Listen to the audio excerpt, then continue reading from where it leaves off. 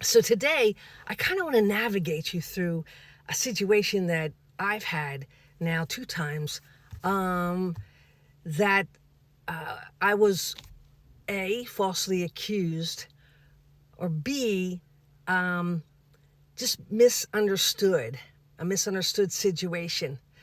Um, anyway, I actually wrote it down up here. I like to discuss coping with false accusations, regardless of the source. It could come from your workplace, your environment. It could come from your friendships, your church. It doesn't matter. But especially those people in position of high authority, where you need to, even though you might be being accused of something, you need to still be respectful. And even if you're kind of put on blast in front of people, which I was, as hard as it is, you need to bite your tongue, listen to what that person's saying, and then what I did is, well, let me just tell you this. Jesus, the way he responded to his accusers is he was, most of the time, he was quiet. And there's a Bible verse that says, blessed is he who's not offended by me.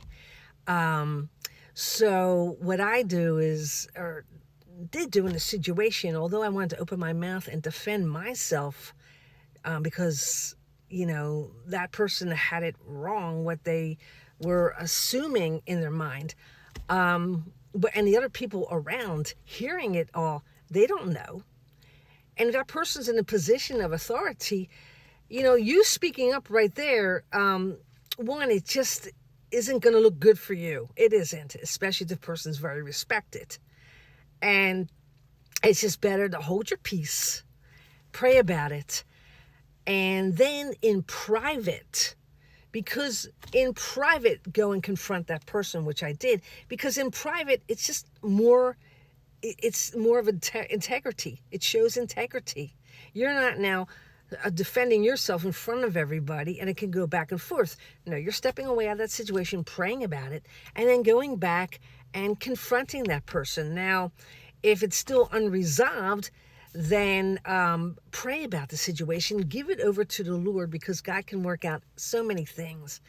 And in my case, there's no way that I'm going to be able to go back to each and every individual that was standing there and say, hey, this is my side. No, I got to give it to the Lord.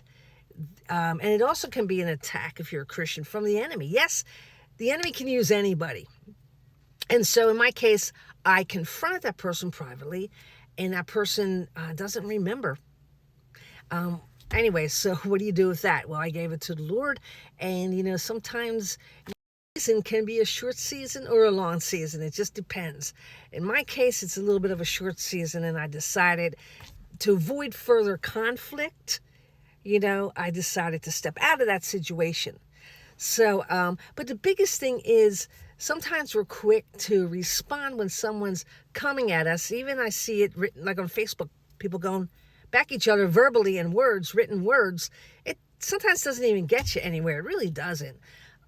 So it's just best to, I feel, confront the situation privately. Now, my heart also says that when someone in authority has something to say, they should have actually came to you privately and discussed it, and not discussed it in front of all the people to hear.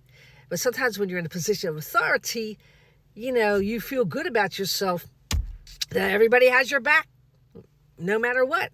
And that's not the right way to go. It really isn't. But offense is a big thing, and you need to walk away from the situation and give it to the Lord and pray about it, and then move on, really.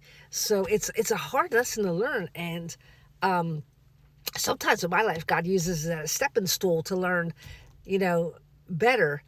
To the first time, I had this happen before, but the first time, I'll be honest, I kept my peace, but I never confronted.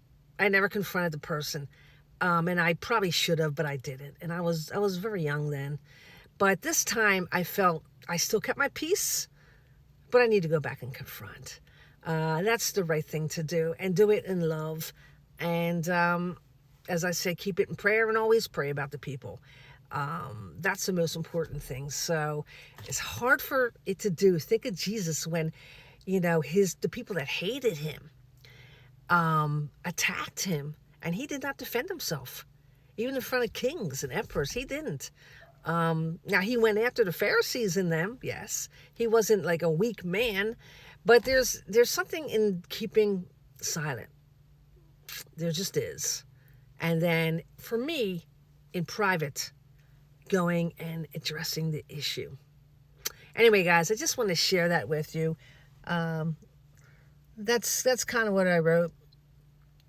And from personal experience, I learned that maintaining silence, though difficult, can be beneficial. This approach helped me navigate one similar situation. Not engaging may also indicate it's time to reevaluate your surroundings and consider moving forward to avoid the conflict. You have to address it, because you can't just go from a place to a place, never addressing it, or it seems to maybe happen again. You have to address the conflict, and hopefully, there's a resolution to it. And if not, still give it to the Lord, because he will work it out. So as deep as that was, and as hard as that is to hear, I wanted to share those things, and God bless, guys. Catch you later.